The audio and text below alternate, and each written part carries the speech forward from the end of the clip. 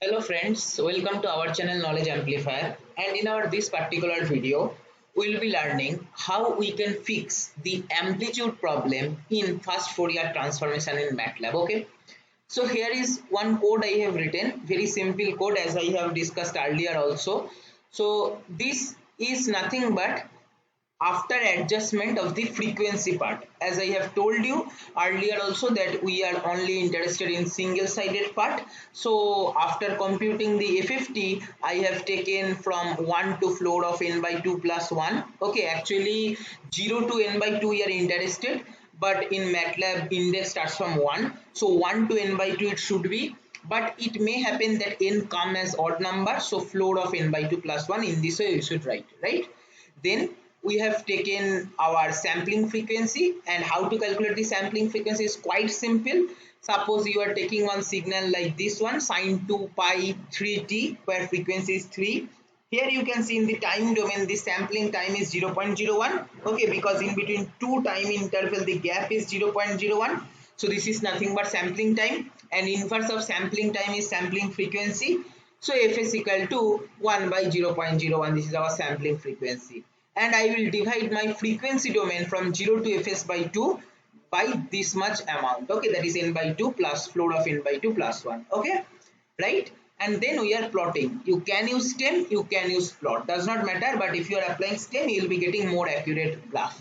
All right, now if I run control A, then evaluate selection, see our signal was having the frequency as 3 Hz. Now we are getting on spike here. Let us zoom this particular part and let us check what is the corresponding frequency. Here you can clearly see the maximum here, this peak is arriving at frequency 3 Hz. Okay, so this is giving us proper frequency idea, but this FFT magnitude response is not giving us the idea of the amplitude. Like here we can see amplitude is 1, right? 1 into sine 2 pi 3t, but here what we are getting as amplitude more than nearly 150. Okay, so this should not happen, we have to adjust this. So how we can do this? Try to understand logically. To get the amplitude idea from the frequency domain response, frequency domain magnitude response, we can simply use the concept of Parseval's theorem. What it says? It says that in time domain, whatever your energy present in your signal, same amount of energy will be present in your signal in frequency domain. And if you check this particular website here, beautifully explained the property of Parseval's relation in case of FFT, you will be getting summation over I equal to 0 to n minus 1 x of I square, that is total amount of energy in time domain, equal to 2 by n summation over k equal to 0 to n by 2 magnitude of x of k square.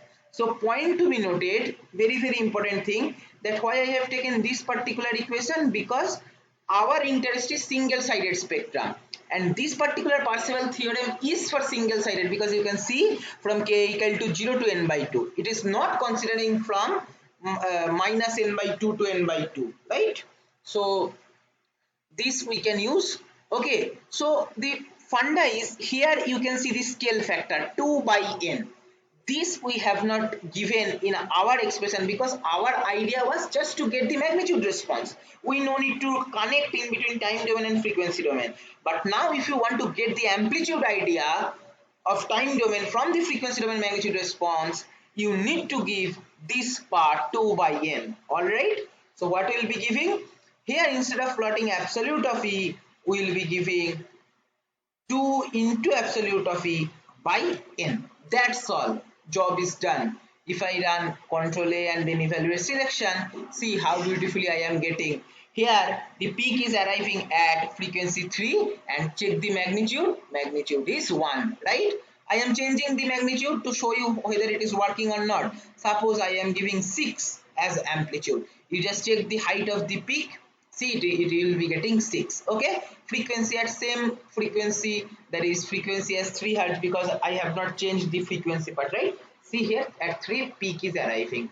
All right, now we can see some application of this concept in noise removal, as I have discussed earlier also several times. I have taken one mixed signal having sine frequency component as 3 Hz 10 hertz and 15 hertz, right? So CLC clear all, close all. T I have taken same range 0 to 3 with interval of 0.01, that is sampling time is 0.01. Then x equal to 5 into sine 2 pi 3t plus 12 into sine 2 pi 10t plus 20 into sine 2 pi 15t.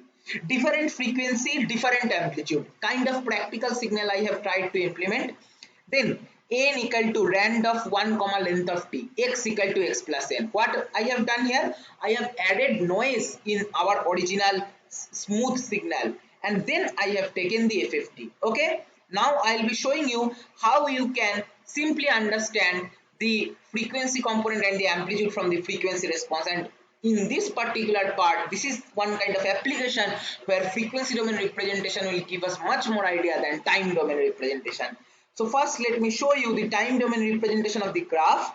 So if I write plot t comma x and I just evaluate this particular part, we will be getting a beautiful noise signal. Okay, if I increase the, suppose maybe 30, and then if I plot, see here you can see this one is our signal.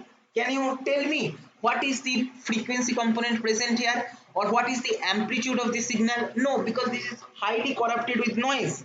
So now what we will be doing, we will be checking, we will be computing FFT and plot the magnitude response and see how beautifully we will be getting three peaks, which clearly indicate there are three major frequency components.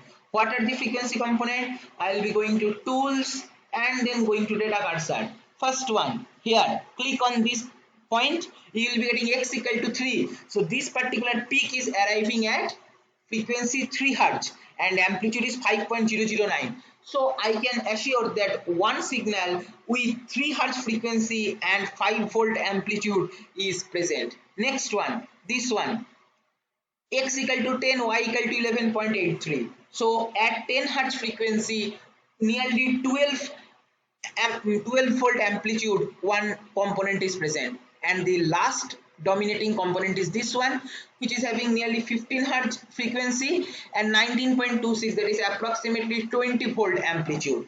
See from the frequency response how simply we can say what are the major dominating frequency components and their amplitudes present in our signal. And see the noise parts are basically here, and as you know that noise are uniformly distributed, right? Follow uniform distribution. Okay, so this is kind of uniform distribution following here, very low amplitude, and the dominating frequency components have high amplitude.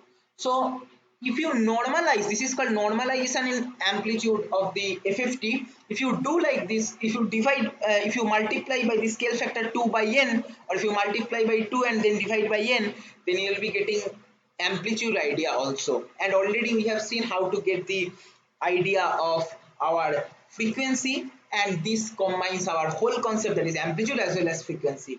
Instead of stem, you can use plot, no problem in that, it will look good, but for understanding more properly you can use stem. See how beautifully it is showing, it is clearly showing the three dominating component, one is here, one is nearly 10, one is at 15 and one is at 3. Simple, right? And you can see from our expression also 3, 10 and 15 are majorly dominating component, amplitude are 5, 12 and 20. As you can see here also the amplitude here, this is close to 20, this is close to 12 and this is close to 5, right?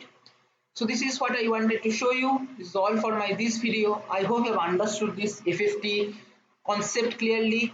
You can apply FFT in lots of different domains. Okay, practice that. FFT is a very helpful tool in our this current scenario. Okay, so I hope you have enjoyed this. If you find this video helpful, please like, share and comment. Subscribe our channel if you have not subscribed till now. Don't forget to press the bell icon to get the notification of our latest videos. Thank you for watching.